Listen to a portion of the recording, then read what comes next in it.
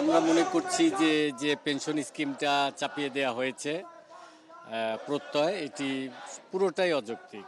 কারণ হচ্ছে নতুন একটা বিষয় বা নতুন একটা কর্মসূচি যদি চাপিয়ে দেওয়া হয় বা আরোপ করা হয়, তো সেক্ষেত্রে যারা স্টেক হোল্ডার তাদের সাথে অবশ্যই কথাবার্তা বলে তাদের সাথে বসে সিদ্ধান্ত নিয়ে কাজগুলো করতে হয়।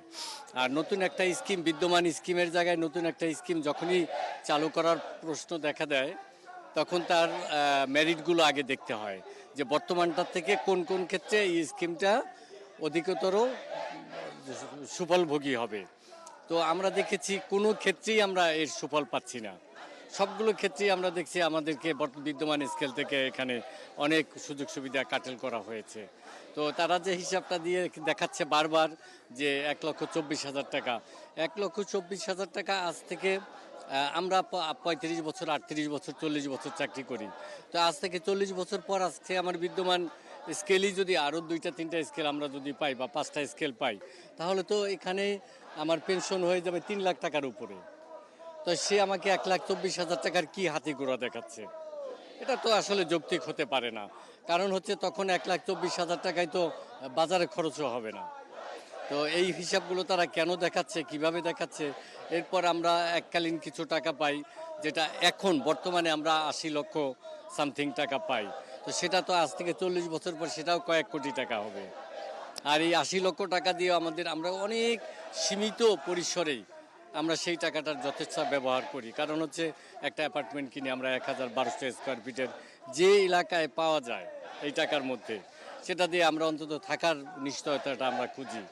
এরপর ধরেন মাসিক যে টাকাটা পাই সেটা দিয়ে আমাদের কোনো রকম পেনশন পেলে আমাদের সংসার চলে যাবে, এরকম একটা চিন্তা করি। আমরা তো আরও কতগুলো উৎস থেকে আমাদের পিএফের টাকা পাই, এইগুলো আমরা ইনভেস্ট করে আমরা মাসে মাসে একটা ইনকামের একটা ব্যবস্থা থাকে। কিন্তু বিদ্যমান স্কেলে তারা যেটা দেখাচ্ছে ইয়েতে প্রত্যয় স্কিমে, যে সেটি 1,24,000 টাকা দিবে এবং আমার কোথায় থাকবো, আমার কোনো থাকার নিশ্চয়তা নাই, কোনো ঠিকানা নাই, আমার সন্তানদের মানুষ করার কোনো ব্যবস্থাই নাই। তো আমি 1,24,000 টাকা দিয়ে কী করবো তখন? Thank you. যতদিন পর্যন্ত সরকারের যারা দায়িত্বরত শিক্ষা মন্ত্রণালয় আর অর্থ মন্ত্রণালয় যতক্ষণ না পর্যন্ত আমাদেরকে কোনো গ্রিন সিগন্যাল না দিবে, আমরা আমাদের আন্দোলন চালিয়ে যাব।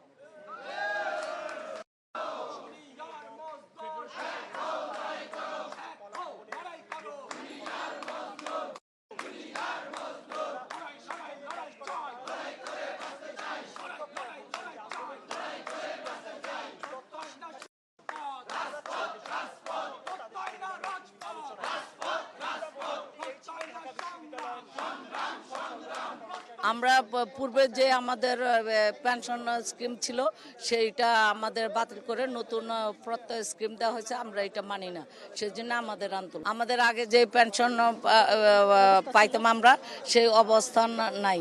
এখন আমরা যে 18 মাসের যে ছুটির টাকা পাইতাম, পেনশনের টাকা পাইতাম, সেই টাকা এখন পাবো না।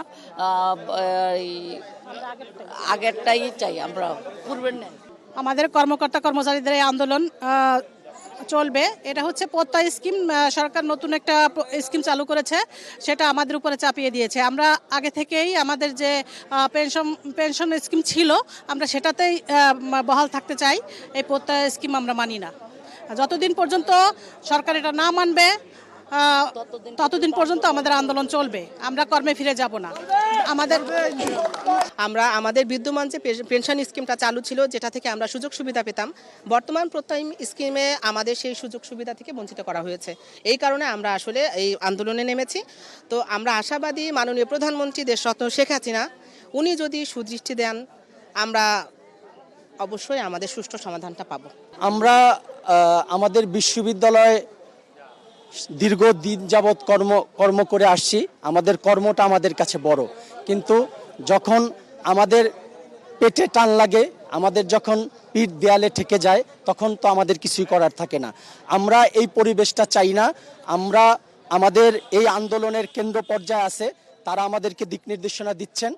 আমাদের আজকে পর্যন্ত অবস্থান যে আমরা আমাদের যে বিদ্যমান সুবিধা ছিল পেনশন সুবিধা সেইটাই ফিরে না যাওয়া পর্যন্ত আমাদের এই সংগ্রাম, আমাদের এই লড়াই, আমাদের এই কর্মবিরতি চলবে। তবে আমরা অত্যন্ত প্রত্যাশা করি যে আমাদের আশ্রয়স্থল একটা আছে, যেটা আমাদের মাননীয় প্রধানমন্ত্রী আমাদের এই বিষয়টা উপলব্ধি করে আমাদের এই সমস্যার সমাধান করবে বলে আমরা মনে করি। সেই 100 বছরের একটা প্রতিষ্ঠান এবং সেই স্বাধীনতার পর থেকে বাংলাদেশের 54 বছর, বাংলাদেশের যে স্বাধীনতার পরে এর মধ্যে যে সিস্টেম চলে আসছে, হঠাৎ করে একই প্রতিষ্ঠানে দেখা যাচ্ছে দুই ধরনের সিস্টেম।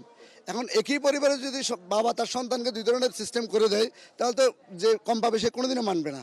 সেখানে আমরা একটা সিস্টেমে ছিলাম, যখন আমাদের নবম পে স্কেল বাস্তবায়নের দাবিতে আমরা সোচ্চার হব, আমরা রাজপথে নামবো, সে অবস্থায় এসে আমাদেরকে এমন একটা সিস্টেম দেওয়া হয়েছে অ্যাজ লাইক ইন্স্যুরেন্স। আমার স্যালারি বাড়ানো হয় নাই, আমার স্যালারি কোনো ইনক্রিমেন্ট নাই। আমার স্যালারি যদি বাড়িয়ে দেওয়া হতো তাহলে সেখান থেকে 10% কেটে নেন, সমস্যা নেই। আমি এখন 10,000 পাচ্ছি, 10,000 থেকে আমাকে 20,000 দেন, সেখান থেকে 5,000 কেটে নেন, তাহলে আমার ইন্স্যুরেন্সও হইলো, আমার পরিবারও বাঁচলো। যেখানে আমার পেট বাঁচবে না, যেখানে আমার চাকরি করে শান্তিতে থাকতে পারবো না, যেখানে আমি সেবা দিতে গিয়ে নিজে আমি মারা যাব, সেখানে তো আমি প্রত্যয় স্কিম নিতে পারি না। এই জন্য আমরা প্রত্যয় স্কিমের বিরুদ্ধে আছি এবং এই প্রত্যয় স্কিম কোনোভাবে মাননীয় প্রধানমন্ত্রী শুরুতেই বলেছিলেন যারা ইন্স্যুরেন্সের নাই তাদের আওতায় আনার জন্য, সেটা বলেছিলেন। যারা ইন্স্যুরেন্সের আওতায় আছেন তাদের জন্য না। তো প্রত্যয় স্কিমটা হচ্ছে সর্বসাধারণ ওই ব্যক্তিদের জন্য যারা সরকারি চাকরিতে নাই এবং কোনো ইন্স্যুরেন্স কোনো ধরনের এই স্কিমের মধ্যে নাই, কোনো বীমা কোম্পানিতে নেই। আমরা অলরেডি আছি, আমাদেরকে কেন প্রত্যয় নামক স্কিমটা চাপিয়ে দেওয়া হবে?